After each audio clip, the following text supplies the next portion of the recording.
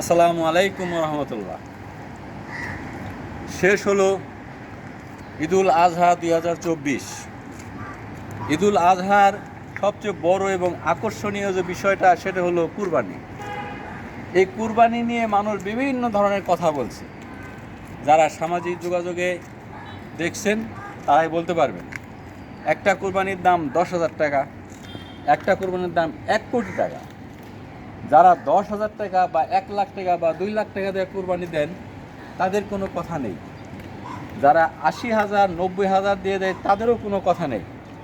যারা 80 লাখ 60 লাখ 1 কোটি টাকা দিয়ে কোরবানি দেন তাদের নিয়ে কথা। আসলে নিয়মটা হলো, আপনি যে ইনকাম করেন এই ইনকাম দিয়ে সারা বছর সংসার চালায়া যদি নেশাব পরিমাণ মাল থাকে তাহলে আপনাকে কোরবানি দেওয়া ওয়াজিব হয়। প্রশ্ন হলো, নেশাব পরিমাণ মাল কি আপনার থাকে? যদি থেকেও থাকে তাহলে এই টাকা দিয়ে আপনি 1 কোটি টাকা বা 80 লক্ষ বা 50 লক্ষ টাকা দিয়ে কোরবানি দেওয়ার মতো অ্যাবিলিটিকে আপনার আছে? ধরে নিলাম আছে। তাহলে ধরুন আপনি 60 লক্ষ টাকা দিয়ে কোরবানি করবেন।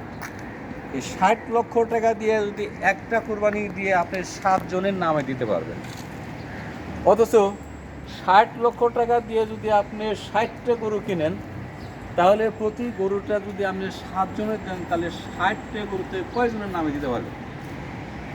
এখানে আরেকটা পয়েন্ট, যে 60টা গরুর মাংস 60 লক্ষ টাকার একটা গরুর মাংসের সমান হবে? হবে না। তাহলে 60টা গরুর মাংস যে যতজন লোক খাবে 60 লক্ষ টাকার একটা গরুর মাংস অতজন লোক হবে? হবে না।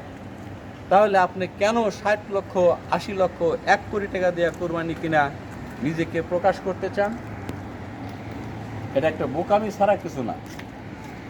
আমার এই ভিডিও যারা দেখতেছেন, আশা করি আগামী কুরবানিতে এই ধরনের নিয়ম নিজেরাই পাল্টায় ফেলবেন।